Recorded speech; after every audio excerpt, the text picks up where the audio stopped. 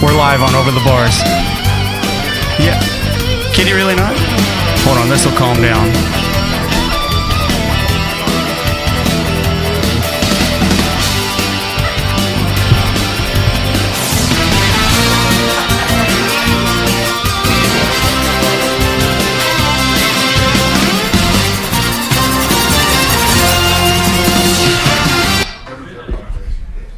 Can you hear us? How about now? Barely. No. And how about now? There. That's good. Working. We can hear you. I'm Bob Varsha, along with Dave Despain. Happy to be here. Welcome to Speed World. This is 1996 all over again. Yeah, indeed. Yeah.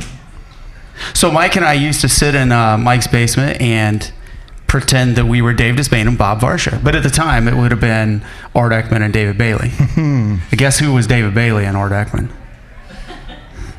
Art Ekman.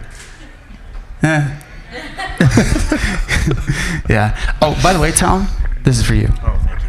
Give it a mic check. Can I get a mic check? Hello. A little louder, please. Hello. Nice. Yeah. We're in a unique place. I've never been here before. No. This is exciting. This is not our typical OTB World headquarters. No, normally we record in a little shack. Mm-hmm. Yeah. And now where are we? The auto wash supply with pretty pants and... Did you have... Greg, did you have a nickname? Homer. Spoon.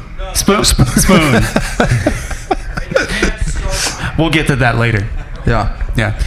Anyway, so obviously we're here. Donnell Supercross Watch Party, A1, Monster Energy Supercross 2019, Round 1.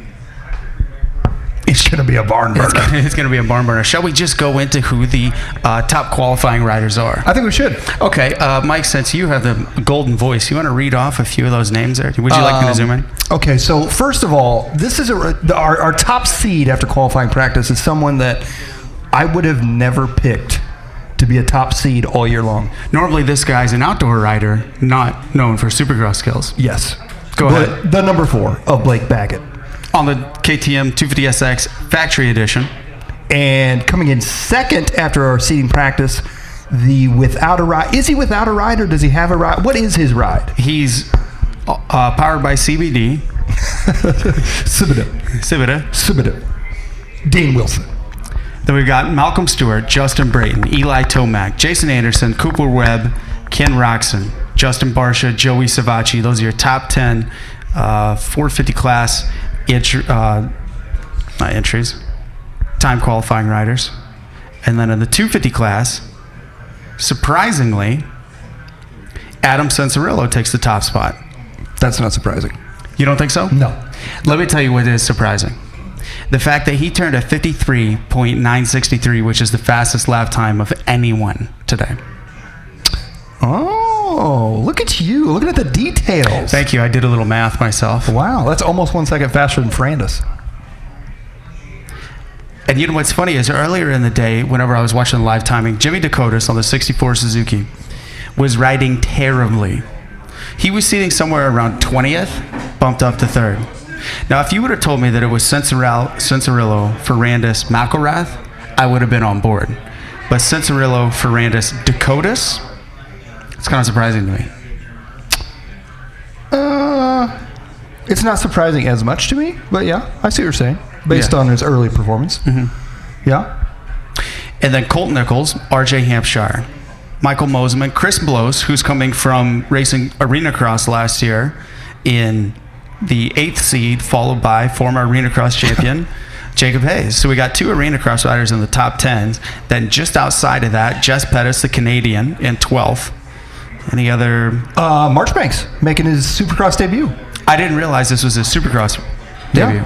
Yeah. On the Kawasaki. Yep. Monster Energy. Okay. Pro Circuit. Carson Brown on the JMC Husky in 20th. And only 5 guys didn't qualify for the night show. Talon. Yes? Your thoughts? I really don't have any thoughts on it. It is cool seeing Jimmy Dakotas 3rd. Yeah. That is pretty cool. But yeah, other than that, I don't have many thoughts on it.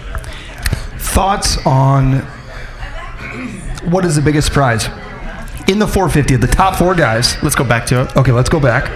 We're going back. 450 class. 450 pack. Okay, Baggett, Wilson, Stewart, Braden. All of those are a surprise to me. Which one is the biggest surprise to you? And why?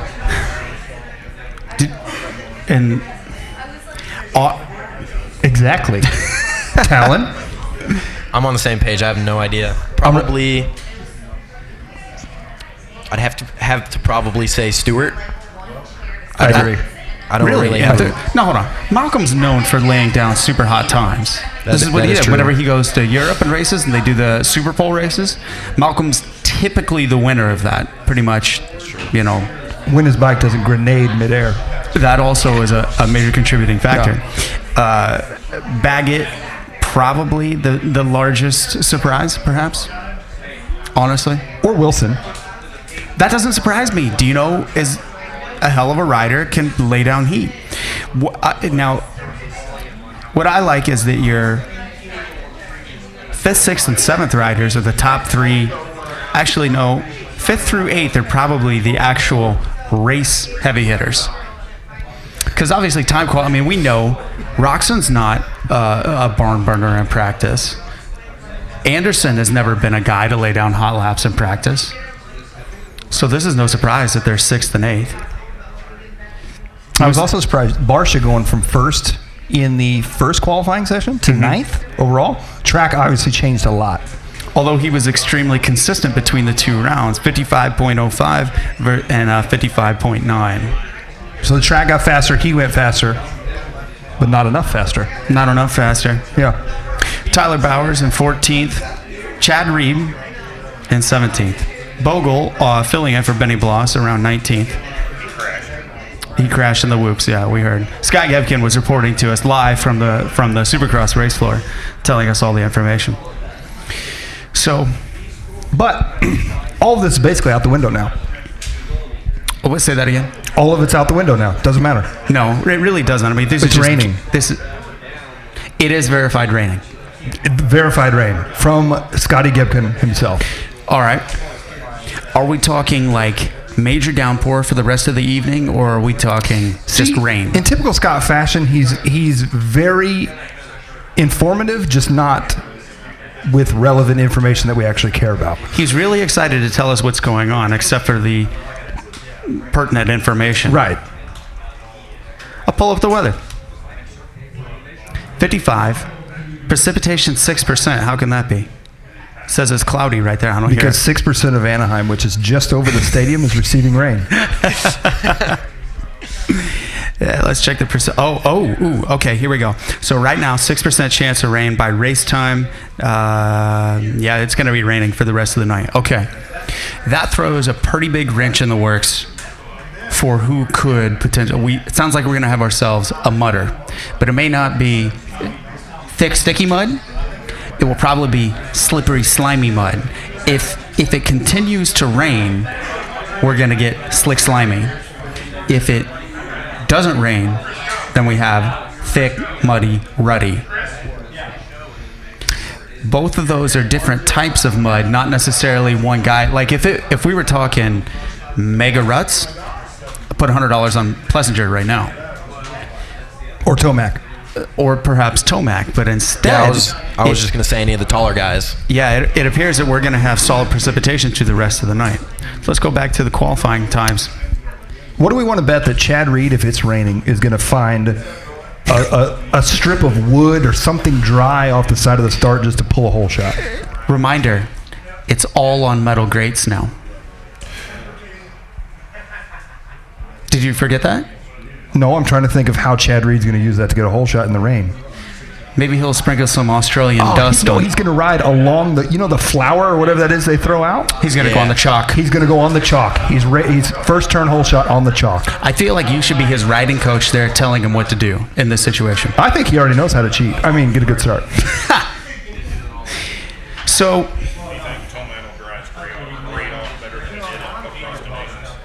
not likely. Bart, good point. Barsha. If we're talking slippery, slimy mud, I'm going to pick Barsha on the 51 JGR Yamaha. Okay. Why? He seems like the type of rider that excels in precipitation versus just straight up deep mud. He's a smaller guy, can slide around on the bike a little bit better, maybe a little bit lighter, doesn't sink into the mud quite as much. East Coast guy, known for riding in the mud, Northeast specifically. Now, he's no Plessinger, he's no GNCC guy. These are just my thoughts. Okay. I'm going to go with somebody more like slippery, slimy mud. Slippery mud. Moose Can. Hey, that's not a bad choice. Yeah. As long as he doesn't dab that knee that's hurt. That's true. So he's got to take that, into consideration while he's out there. Don't dab the foot. Everyone's going to be, if it's slippery, slimy mud, they're going to be forced to jump through the whoops, though. He's a pro at it. And he is good at jumping through the whoops. Yep. Bart, would you like to jump in on this? We got a hot mic over here we can bring to you. You guys do remember Chad Reed at Daytona a few years ago when it was nothing but wet, slippery, slimy, had it in the bag. So if it does get slippery, slimy, it could be the equalizer for the night. He was on a Suzuki then, too, wasn't he? No, he was on Yamaha. Okay. That's why I quit on him on the last lap, and he didn't win. Oh. If it was a Suzuki, he would have been fine. He could have run it, no coolant, no oil, and for another 20 minutes. Well, of course. Do you notice my yellow shirt on I have tonight? I did, yeah. It's only from the 80s, I think, but No, that's Cole Gruss era Team Suzuki. Correct. Shirt. So we're talking 2002 to 2004, maybe correct. maybe Yep. even 01. Right in there. In there. I don't want the mud equalizer tonight, though. I want a dry, good, tacky. I want to see him race. I don't think that we're going to get that. I know. I don't either. I mean, again, whenever it muds like this, we could have Kyle Chisholm pull out a top 5. A situation like that. Chris Thacker's in the building. I'll do one later. You can go. Man, I got my ass beat the last time. I'm going to sit this one out. So how does it work? Are you guys like lining up and actually starting, like racing together, or is it just by lap times? It's all lap times. Okay. What was your time? 23.6 or 23.7. And who beat you? Thomas Mack, Talon Shiflett. Did you say Brian had something on you? Brian Stone, I think he cheated. I think he cut the course. I need to ask for a replay. I think Stone cheated. He went like 1/100th of a second faster than me. Maybe he was running an overbore. Well, that's a definite. I mean, we know. We could probably call AMA. That could probably be verified pretty quick. Who would have been the AMA rep at that time whenever Brian... Was it Brian or Doug that got caught? I only raced Outlaw. I didn't race AMA sanctioned stuff. So I don't know. Anime guy. You're an anime guy. Or a local yokel KCIR Kingsville guy. Grand National Championship, which was NMA. The GNC was NMA. No, GNC was Jerry Serber. Right?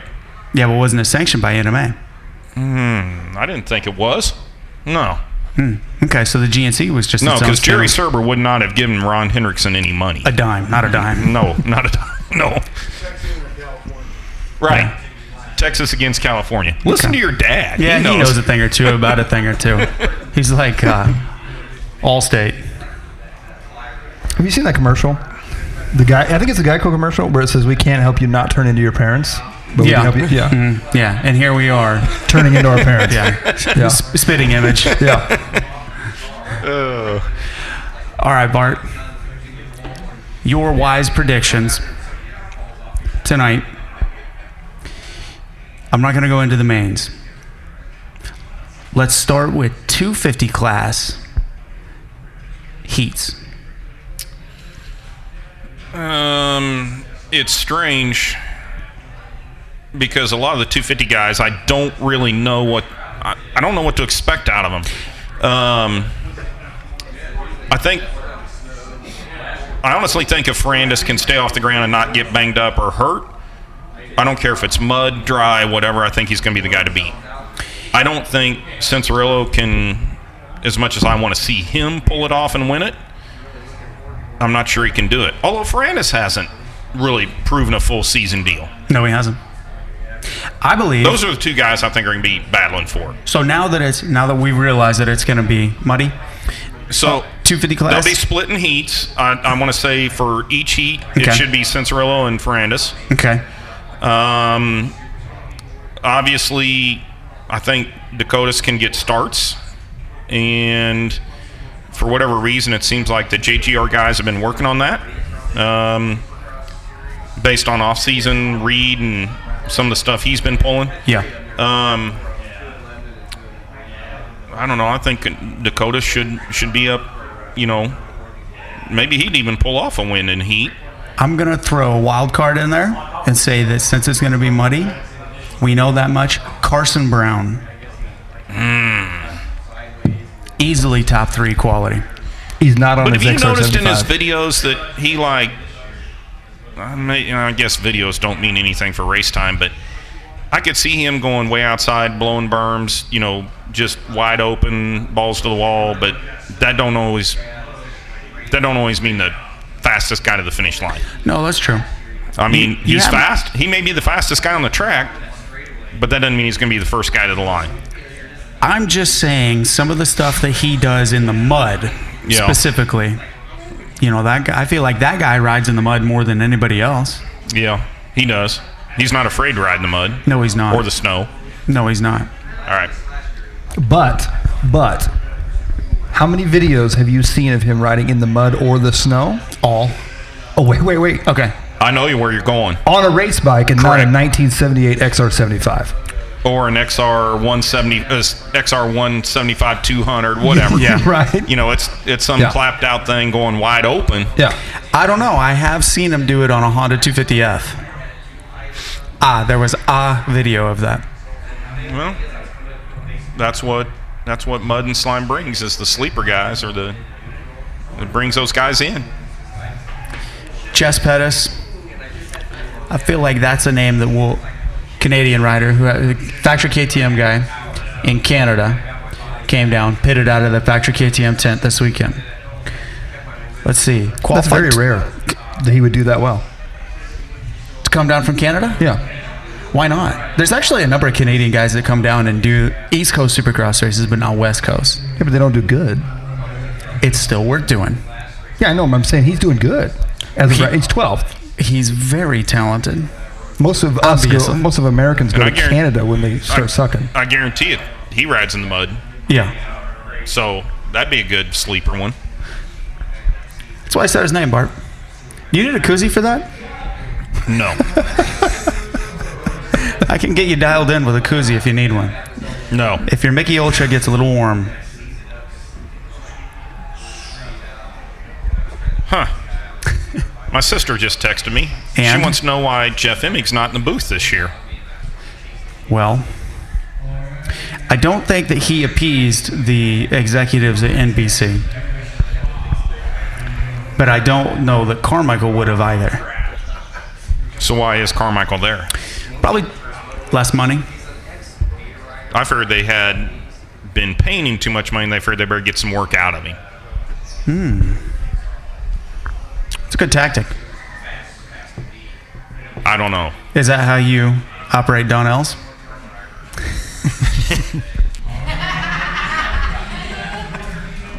I don't know about that. Well, none of your employees. Oh, no, you got a couple in here. It's okay. They're not paying attention. Oops.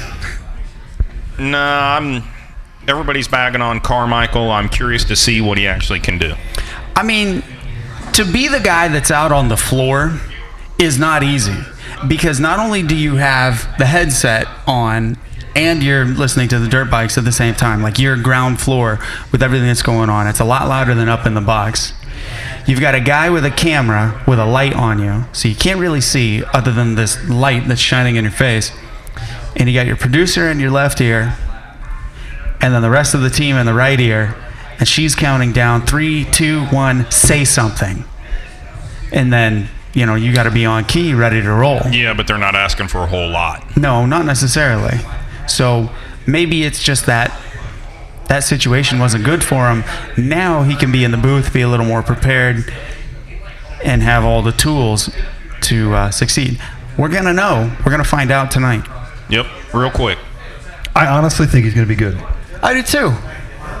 I don't know that he'll be at first as good as Jeff, but I think he'll get there. Yeah. Yeah. So you started to talk about who we think in heats. We talked about 250s a little bit. Yeah. Heats don't matter. Heats don't pay points. Who do you have for the mains? I said Barsha in the 450. Does the last qualifier not make you a little concerned? You think he's going to go the LCQ? No. Oh, then what's your point? Did they try to make a little change in setup and it went way out of the ballpark? I guess I don't know what you're talking about. Well, he qualified good in the first one, but in the second one, where was he? Ballpark area. Where was he in the second qualifier? I can tell you that. 9th. I can't tell you that. I've scrolled away. Oh, man. No, hold on. Allow me. 450 SX Group B qualifying to best lap times. Oops. Not B. A.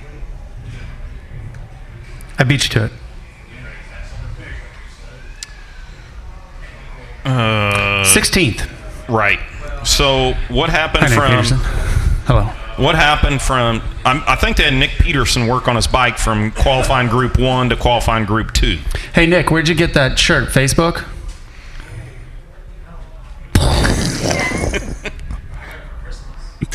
Yeah. So how do you go from the fast guy to the 16th fastest guy? Bad setup? Or just Hey, the old guy was right behind. resting on your time from the first session? Yeah, but the old guy almost went as fast as him. In the second session, yeah. Bart, you're getting into semantics here. Chad Reed in the mud. He's a guy. I don't think he'll win, but I think he will do really good in the mud. If he gets a start. Yeah. So I did watch Barsha at Indiana in the mud. And so if it is muddy tonight, yeah, if he can get out the gate, I'd still pick Barsha to be up front.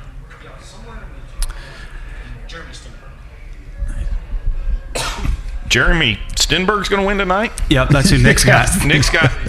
Did you put that on your fantasy league pick? Yeah, that's what I put. Do you know much about the history of motocross, Nick? No, I really don't. You started in what, 2006? 5. Okay. I'm not gonna ask you to be the one of our guests in the Jeopardy style trivia that we're gonna do here in a little bit. Yeah. Bart knows the answer to one question. My dad knows the answer to one question. But aside from that, You asked me about questions like 4 days ago. You think I remember what I told you? It'll be new to me. I do have a burner question just in case. Ooh. Yeah. You got something to say, Nick? Do I get to know the question? No.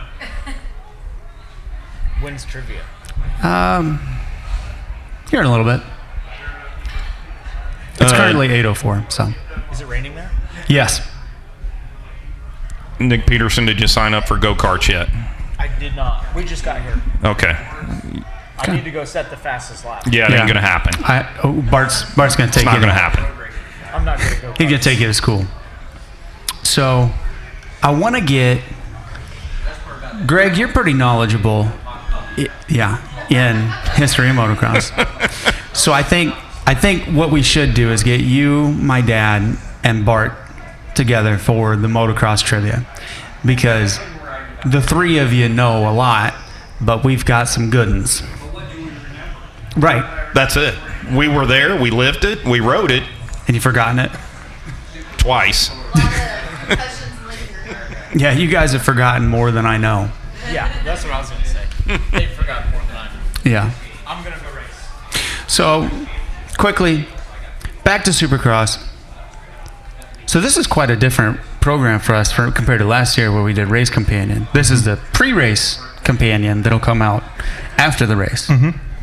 So one of the fun parts will be to go back and listen to what it is, because I don't know what it is that we're even saying. One of the fun parts will be to go back and listen to what it is that we're saying right now and listen how clueless we sound.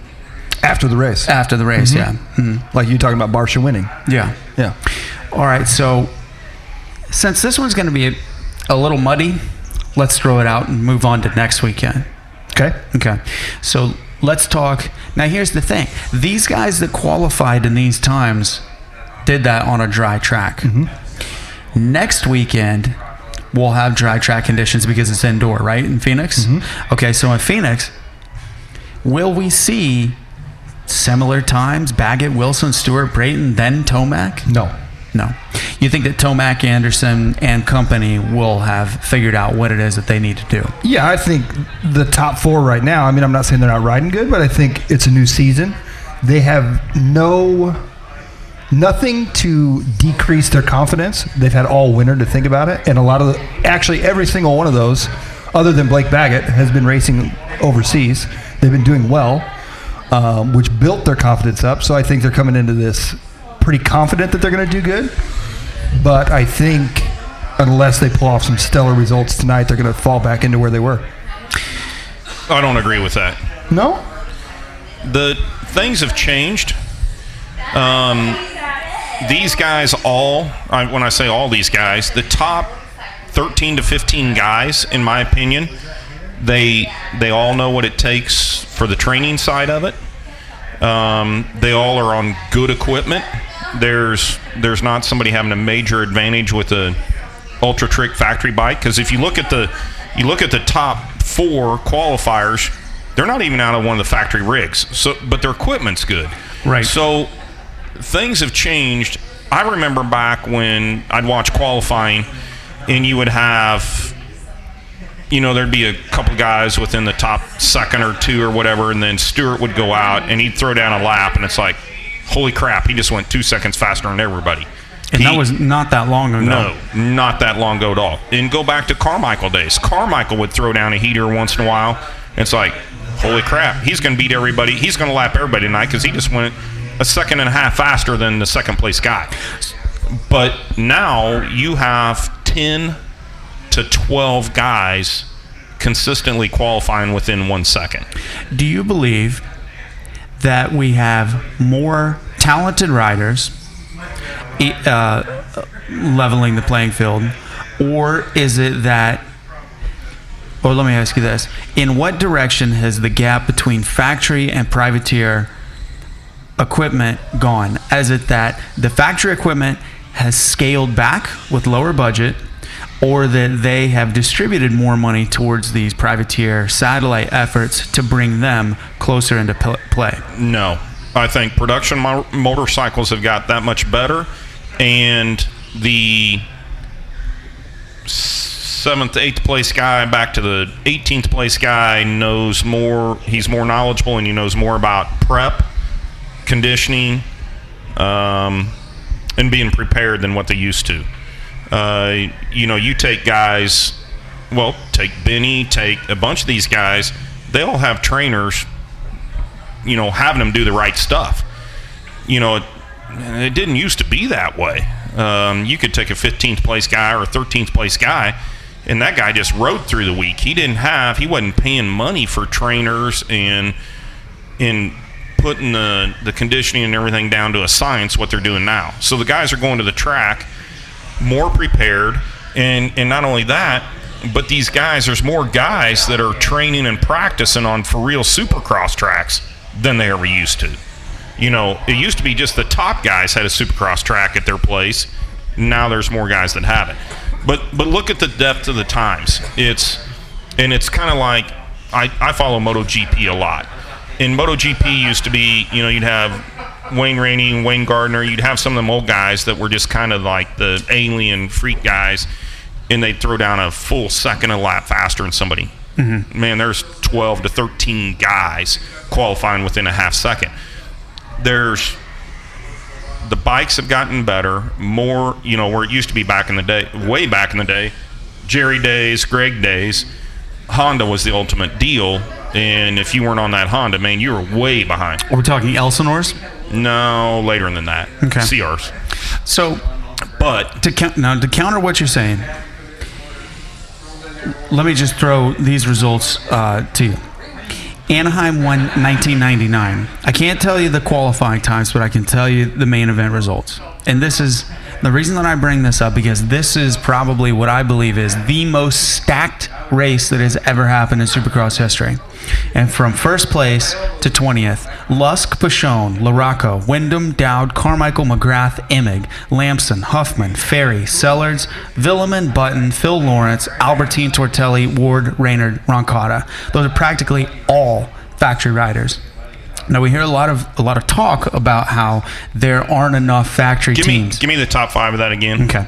Lusk, Pashone, Laraco, Wyndham, Dowd.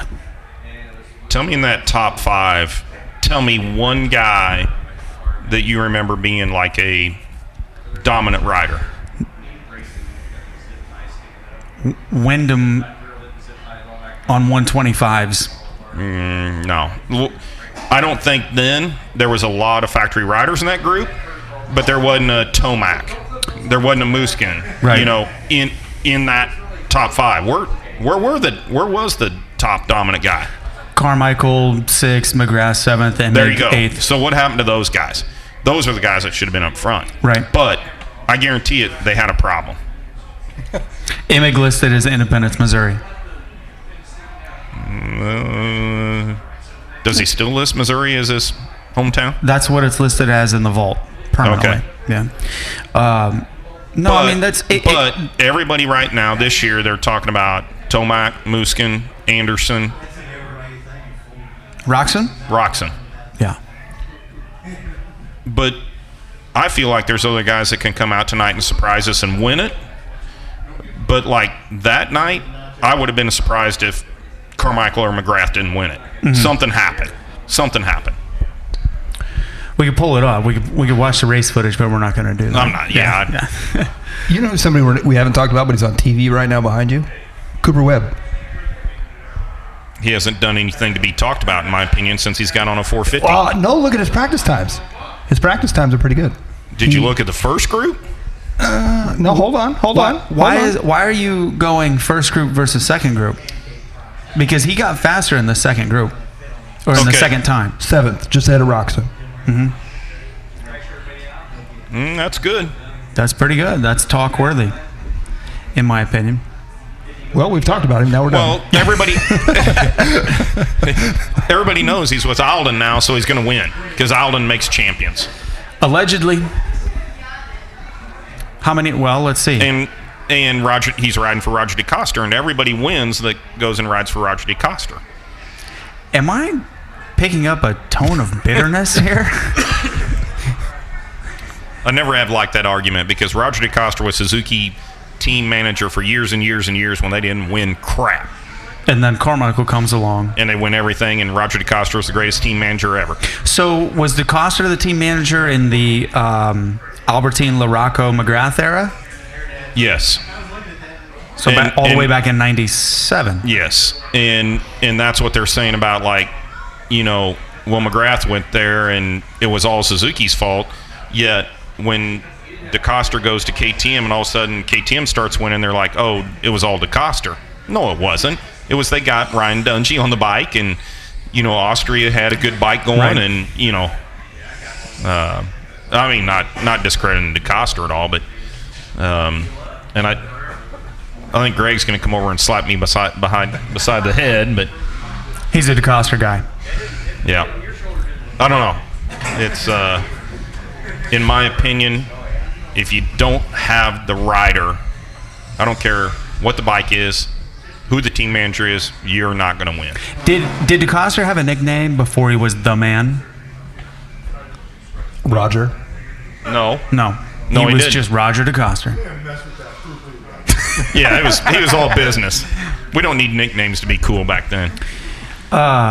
Okay, so furthering on that point that you're talking about, being a good rider, Dean Wilson qualifying second. He's not on a factory bike. He's on his own bike. Some factory support. Well, some factory, yeah. But I'm saying he's not even on a what I would call privateer level. From what I heard, some pretty good parts fell out of the back of the truck since there were some spare parts laying around this week. So You're not helping your case. I'm trying to back you up here. I'm saying Dean Wilson is a great rider, and he may not have the bike that these other guys have. So the rider qualified second. The bike did not. The trainer did not. The team manager did not. Dean Wilson qualified second. do you guys not think that motocross isn't like 89% the guy sitting on the seat? I go with 90. What are you talking about now? Jesus. You guys are both you're saying the same thing in Yeah, two different no, ways. no. 6 Yeah. in one, half a dozen in the No, other. no. Okay, Dean okay. Wilson is definitely the reason that thing got the good qualifying time, but he's definitely not on a production bike. He's got some good parts. But yeah, it's still the rider. It's not Roger DeCoster. I'm so confused at this conversation right now. Since we're talking about factory parts and equipment, I'll have you know, I have A-kit internals inside of my new KTM. So you should have lined up for A1. Should have. Yep. Totally stock on the outside, but it's got the internals. Hey, Mr. Big Boar just walked in the room too. Hollywood. No, the other Big Boar. We got a few of those. Huh? No, I'm talking B-Stone Yeah, over I there. know. Hey, Brian, would you grab me a cookie? Would you grab me a cookie? Because I don't want to.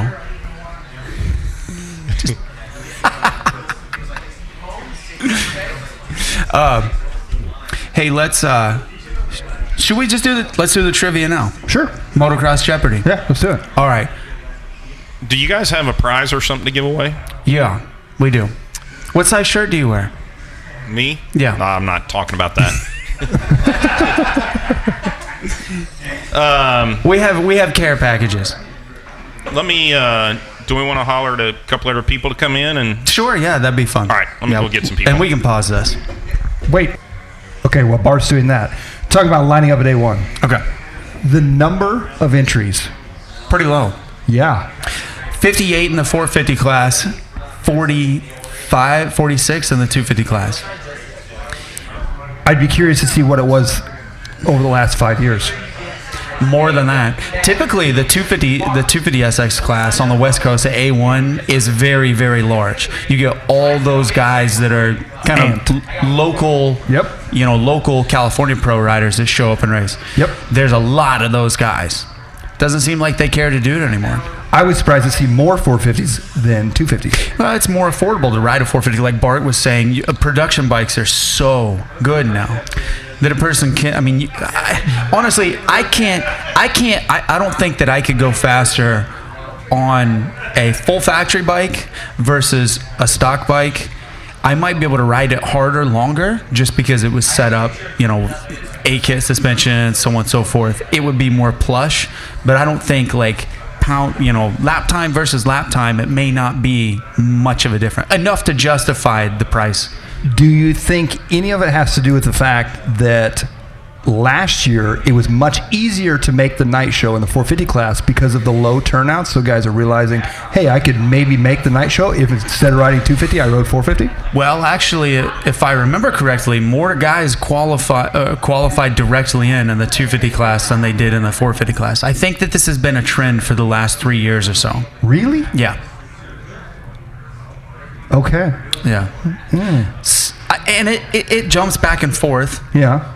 East Coast, West Coast, middle of the country. You really never know which one's going to be bigger. I guess we'd have to look at the names and see if those guys last year rode 250s and now they're riding 450s. Yeah. Or vice versa. Back in the day, the 125 class, well, no, both of them would have 80 entries solid, both classes, now that I think about it. So, Yeah, that's a good. I don't really know. It makes you wonder. Would not a salary cap, but a price cap? Yeah. You know, a spending limit like they do with F1 and MotoGP, Superbikes. They have a spending limit of what they can do. Should we get to that in motocross? Which don't they have that in some aspects, like on like suspension? Can a team only spend so much on suspension? No, it's that whatever it is has to be available to the public for a price. Okay. So if Okay. you have unlimited cash, you call KTM and say, "Hey, I want Ryan Dungey's bike or Cooper Webb's bike." You can get it as long as you can get it. They've got a price on it, yeah, because Okay. they have to by rule. Okay. They're required to be able to sell all of those parts. Bart's back. Parts returned back. It's not live, Brian. It's just recording. Yeah. So, were you going anywhere with that? Nope, that was it. No. Trivia time. Yeah. Let's pause and set these guys up for Jeopardy. Okay, here we go. It's now time for. Hold on a second. Oh. Can I interrupt? Hey, Yeah. guys. Here. No, I don't even need that. Real quick, I don't know if some of you guys maybe don't even know this, but we give a couple trophies away for the fast time at the end of the night. Some of you old guys maybe even go home and go to bed before we get this accomplished. But anyway, Ryan was last year's winner, so he gets to keep this really cool, extremely rare, high-dollar piston that actually has his name kind of in there. It's almost straight. Where'd he go? Huh? Well, it's a super trick racing motor of some sort. Probably a 450. A 450 that was blowed up or something. So he whooped everybody last year, and I think there's people this year going to see if it's going to happen or not. You're welcome. I didn't realize you were still out there. So anyway, first place and second place. In second place trophy is Jeff Hockett made that with some of his empties over there. Yeah, and he blew up both them bikes that's on there. So anyway, if anybody still gets times in, we're going to go to the end of racing tonight. Oh, is it starting already? No, this is just the pre-show. Okay. All right. Get back to the trivia. We got three old guys up here that we're going to see who's the smartest of them. And that's a stretch on smart, but these guys know about dirt bikes anyway. Or who can remember the most. All right, guys, so we're doing Jeopardy style trivia. So everybody gets a fort guard. And because we don't have buzzers, whenever you are ready to answer the question, raise your fort guard and then we will call on you. Okay? Do we have any questions? Yeah? Can we start like at 78 and older for No. 1978? Right. Okay, no, not quite. But okay, don't try interrupting the question just because you're excited. I'm just looking at all three of it. You're all three wild cards in one way or another. So we've got three different topics. And then Final Jeopardy. So first we have I Know That Color. Second is Moto acronyms, and then third is Spring Creek, which is, Milva. All right, so there's 5 or 6 questions in each category. You'd be surprised. This is motocross related stuff. Okay. So first, all right, so I'm just going to give you guys this. Yeah, Brian. If we answer it wrong, do we get negative points? Mike, what do you think? Should we subtract points? If they get it wrong? Yeah. No, because I'm keeping score. Okay. Just because. Don't make the math hard for Mike. Right. All right. Just for the sake of Mike not being very good at math. No, we're not going to do it that way. We're just going to do points added. Sorry, Brian. Can't give you too much leverage. Okay. So I'll give you a sample question. What does the green flag mean? Okay. Green flag for 100. Go. Okay. Great. Yeah. All right. Perfect. Just like that. All right. So you don't have to. We don't have to do the. Yeah. You got to raise the thing. Yeah. And so whoever raises it first is the one that gets to go. You only get about. It is. Yeah. Once. All right. If you don't come up with the answer after you've raised it, then we got to move on to somebody else. Yeah. Sorry. All right. So I know that color for 100. These two colors are on display when a slower rider is in the way. Jerry. Yellow. Brian. Blue and yellow? Yes, blue and yellow. For 100. All right. For 200. What team was known for letting the good times roll and the big thumbs up? Greg. Kawasaki.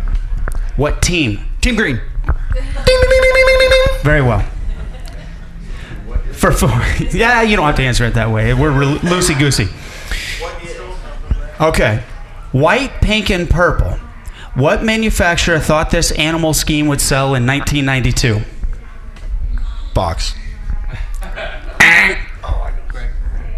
What was the question?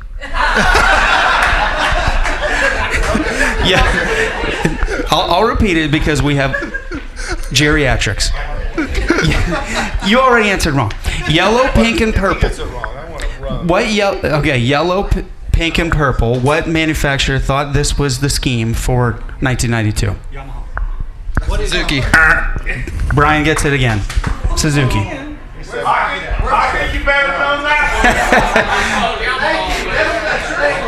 the giraffe seat.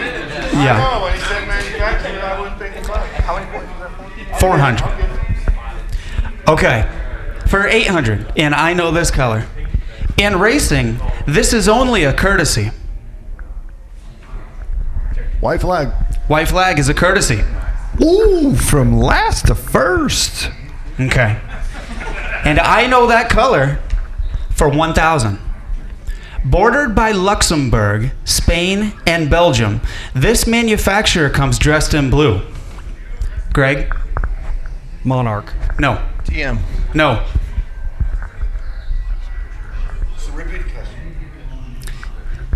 Bordered by Luxembourg, Spain, and Belgium, this manufacturer comes dressed in blue. Modern manufacturer? Yes. Nope.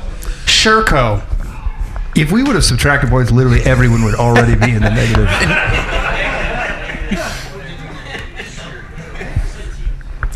Okay, moving on to moto acronyms. For 100, FMF. Flying Machine Factory. Yeah, I didn't call on you. Minus 100 points for Brian. You know you don't know, really. If you think it's Flying Machine Factory, you're wrong. Go ahead, say it. Isn't it? You know? It's obscene. Yeah. We'll take either. By Donnell. I'm sorry, is scorekeeper confused? Who gets points here? 0 points for everybody. Okay. Okay. Okay. Moto acronyms for 200. FIM. Greg? Federal International Motorcycle. Nope. Anybody? That is right. It's close. Fédération Internationale de Motocyclisme. No, it's not. Close. 0 points for everyone. For 400, moto acronyms. This company debuted the R100 in the year 1951, just outside Mattighofen. Brian? KTM. Yes. Wow. What was that worth? Yep. Was that a guess? Yeah. For 800, Dave Despain and Bob Varsha both hosted their own show, both not on this network. ESPN. Correct. Ooh. Okay. For 1,000, Kevin Windham was once quoted on the podium, "I wouldn't be here without blank on my resume."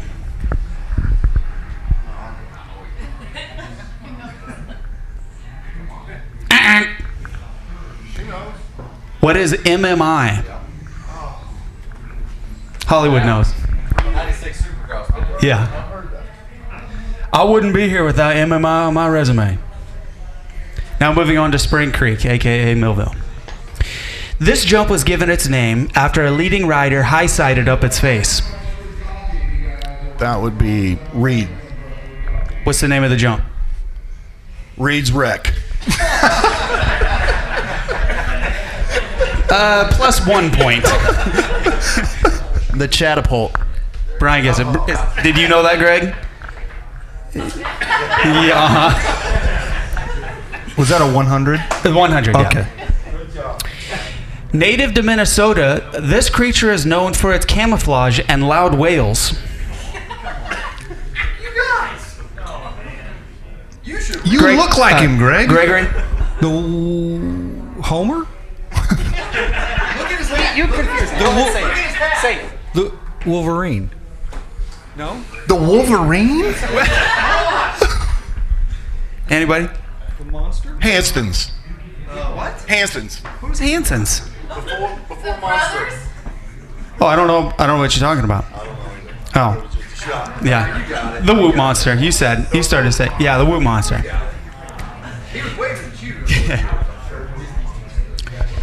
For 400 at Spring Creek, the GOAT performed a moto miracle by lapping the entire field in one moto in what year? Brian? 2007.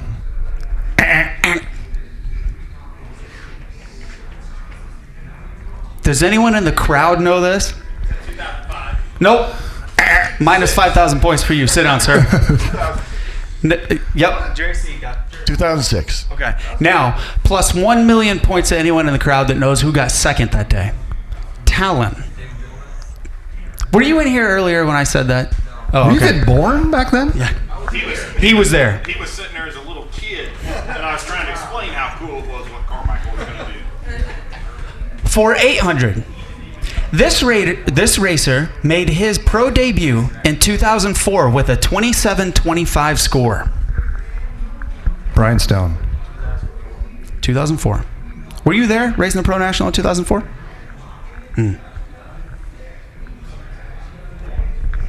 Michael Essie. Yes, sir.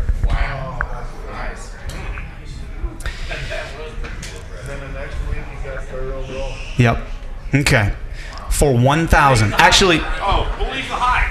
yep, believe the hype with the. So this one is actually our daily double. California native Greg Zitterkopf took this American brand to a 10th overall in the 1990 500cc National. You already know the answer to this. Greg, ATK. congratulations, sir. 2,000 points to you. Oh, man, great win. Please hold. No, I think Greg's still in last place. So what?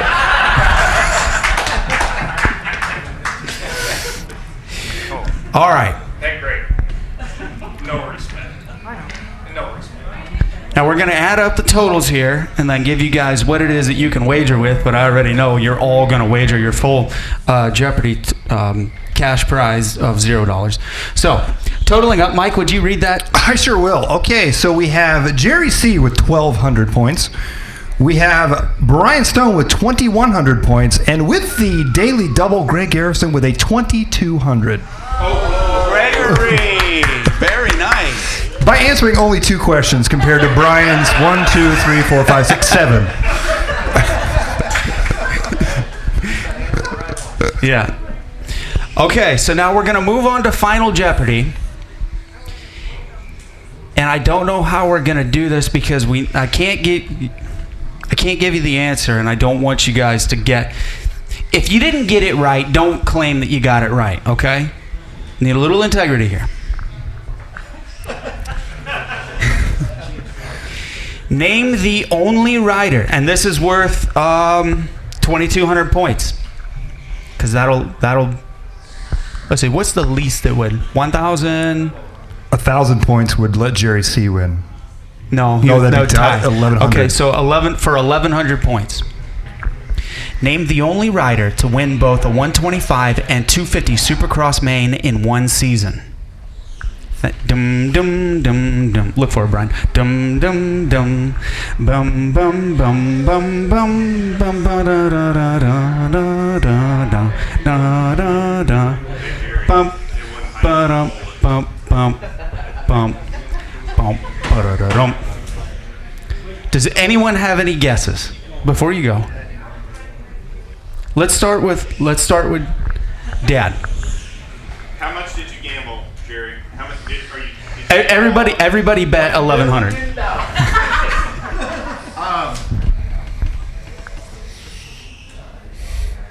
Won a main. That would be 125 and 250. Brock Glover. Good answer. Greg.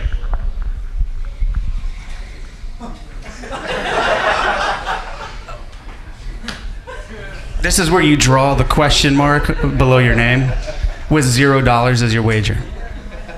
We'll get back to you. Think on it for a couple more seconds. B. Stizzle. K-Dub. Greg.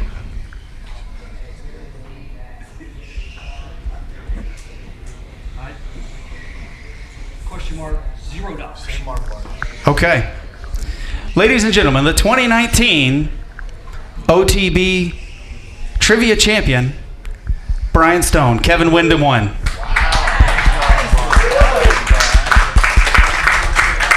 How many points did he have? 3,200 points. That's worth $0. Congratulations, sir. We're very proud of you. Now, however, we do have a small consolation prize for our winner. Or not consolation prize, but we do have a prize. Yep. Do you know? Does anyone know what year that happened? 98? Nope. Yes, 1997. Here you go, Brian. You look like an extra large. I was going to guess Justin Hill, but then he crashed out of the 450 last year and blew the whole thing. Justin Hill won a 250 last year. Yep, almost. Yep. How many laps did he have left whenever he did that? Couple? A few? More than one. Yeah. Yes, right there. Wow. All right, now to let's level the figure out who got second and third here. Well, no, this is the final moto. Okay, the final deciding factor between Greg and Jerry. Okay, I need you guys sharp here. Back in the day of 3-moto format. Yep. Okay, here we go. It is. Now this is a two-part question that is pertaining to Supercross. Okay. In what year, first, was the first Supercross? 1972. Jerry Steve? Okay, so you're both tied, 1972. So we're going to go three-part question. Where was it at? LA Coliseum. Negative.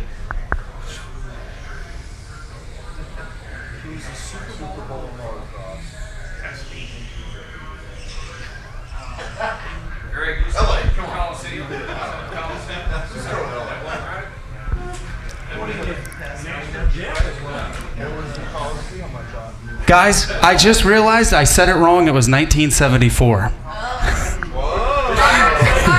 Yeah, Bart did say 74. Okay. Still tied. Right, so you're still tied for last place. Okay. 1974, first race. Now we got to figure out where it was. First Supercross race in 1974. You were there.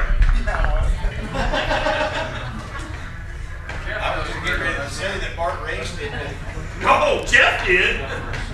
I can give you, yep. March 10th, 1974.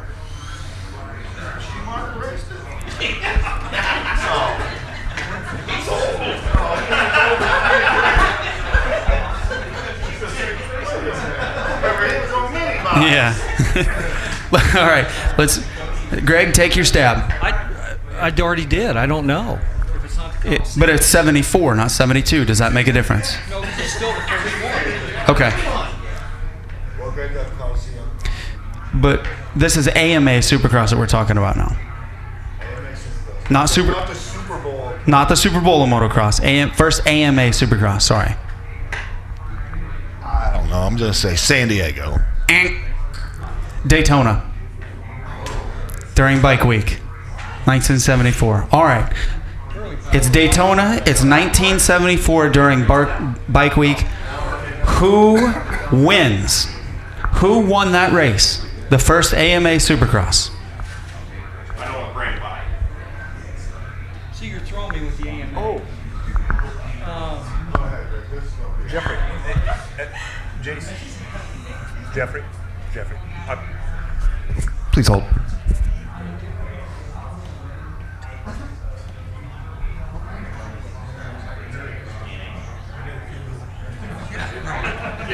That's Super Bowl motocross. We got past that. No answer? Gary Jones. Negative. Way to go, Bart. You've said his name to me like 20 times. No, but good guess. I don't know, Jeff. Pierre Carsmakers.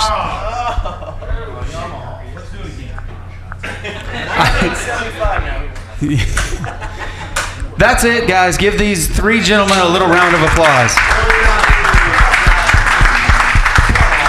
You guys know a lot about motocross, just not enough tonight to stump Beast Dizzle. Yeah, go ahead and go back to your seats. You guys don't have to sit here any longer. Well, we've got, what time is it, Mike? 8:46. All right, so we have 14 minutes until Supercross racing starts. We're going to conclude our live OTB. Thanks for listening. I know you guys were in and out, but we appreciate you being here. Thank you very much. And we will see you next week sometime for regular OTB. We have something to be said. Yeah, go ahead. I want to make a rebuttal to Bart about Roger DeCoster. Here, now's your moment. Hello? I want to hear this. Along Bart's Roger DeCoster comment, I agree that he can't make the rider win, but I do believe he made better bikes for that rider. And the bike it is mainly rider, but the bike makes a bigger difference than you might think, because if you look at Alex Ray when he was on a factory Yamaha, he did substantially better than he did. No, he still crashed.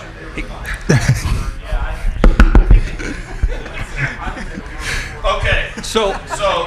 But having said that, Jeremy McGrath shouldn't be cussed about the Suzuki when he rode it in 97, 98, 97.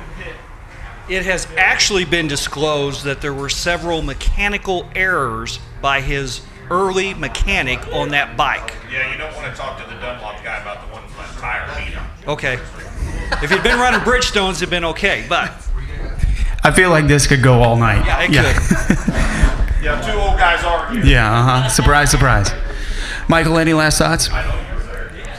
Supercross. Let's have a good season. It's here. Yeah, 2019, I'm ready for it. I'm going to watch each and every race. NBC Sports Gold. Yeah. Thanks to Donnell's, Suzuki, Honda, Kajiva, Bultaco, and to Bar to Bar MX, track in Kansas. We're going to go race, and also to KMCS, Kansas Motocross Championship Series. Thanks for listening. Thanks for watching. OTB out.